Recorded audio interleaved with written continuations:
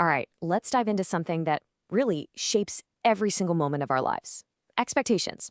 But this isn't about setting goals or trying to avoid disappointment. Oh no. We're going to explore how we can fundamentally change our relationship with our own minds, moving from a state of, constant tension to one of genuine, clear awareness. So, the material we're looking at today kicks off with this really evocative verse, how it ought to be, waking up in a dream. And it ends with this powerful, almost contradictory image, golden handcuffs.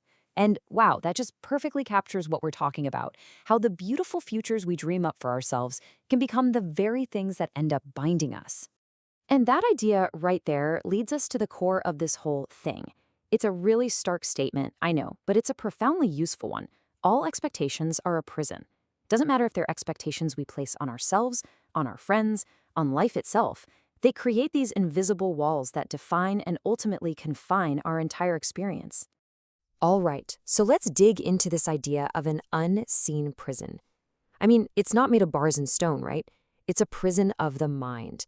And we're going to see how it becomes this major source of our daily frustration and discomfort, often without us even realizing what's happening.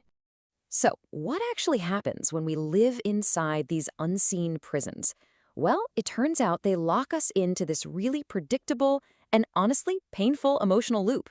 Let's just call it the cycle of disappointment. And this right here, this is the chain reaction that I think we've all felt. It starts out so innocently, right? An expectation just kind of brews in our mind. But then reality happens, and it doesn't match our perfect mental script. And what's the result?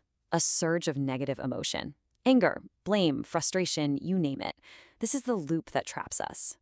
And this isn't just about the big stuff, the major life goals. We do this from the second we wake up. We expect the traffic to be light, our coffee order to be perfect, for that person to be in a good mood. We literally paint the whole day with so much precision, and then we get all bent out of shape when reality doesn't feel like coloring inside our lines. Okay, so if expectations are a prison, the obvious answer is to just get rid of them, right? Well, it's a logical question, but it actually leads to a really common trap. The actual solution, the true practice here, is something quite different. And this is the key difference right here. The trap is trying to live with no expectations at all, which is described as just drifting to another extreme. It's kind of passive. The real practice, the real work, is to live with full awareness of our expectations as they pop up. So this whole practice of awareness is sometimes called transcendence. But hold on, this isn't some mystical float out of your body experience. No, no. It's simply the very grounded act of being aware of what's going on in your head, noticing when you're clinging to an outcome and noticing when you're letting it go. The awareness itself is the goal. All right, so that's the big idea. But how do we actually do this? In real life. Let's break it down into a practical guide with some tools we can start using literally today. So first things first, let's clear up what this practice is not about. It's not about suppressing your desires or pretending you don't care about things. It's definitely not about lowering your standards or just becoming passive. It's actually the opposite. It's about engaging with your life more honestly, seeing your desires and standards clearly without being imprisoned by them. So here it is, the absolute key takeaway. The goal isn't to fight your expectations or try to push them away. The entire practice is simply to notice them, to bring them out into the light of your awareness without any judgment. So to help you build this awareness muscle, here's a super simple question to ask yourself every day. What was I expecting today? Seriously, maybe it was a quick reply to an email, or a certain outcome in a meeting, or maybe even just a specific mood you were hoping to feel. The first step is just to name it.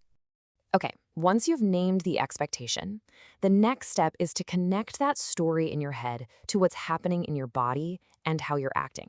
How did that expectation actually shape your behavior? Did it create tension in your shoulders? A feeling of urgency? Did it make you want to please someone or maybe try to control the situation? This is what makes the abstract tangible. And this next question, this is really the heart of the whole thing. Were you aware of the expectation before you reacted or only after the fact? And listen, this is so important. There is no wrong answer here. Simply noticing it after the fact is a huge win. That is the practice in action.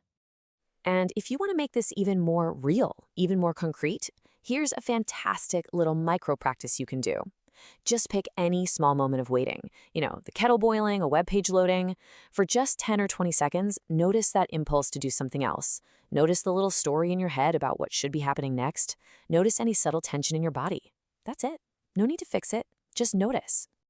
So, as we start to pull back a bit, you can see this isn't really about nailing a technique or achieving some perfect state of zen. It's about embracing a much deeper philosophy for how we move through our lives. And that philosophy is captured so perfectly in this idea. When you fall in love with the process, the act of writing or working or parenting or just living, then those old labels of success and failure, which are completely built on expectation, they just start to lose their power. The joy is found in the doing, not the outcome. So, let's be super clear about this one more time. This practice is not going to magically make your expectations disappear. They're human, they will always creep up. But with awareness, something fundamental changes. You start to soften your identification with them. They're no longer you.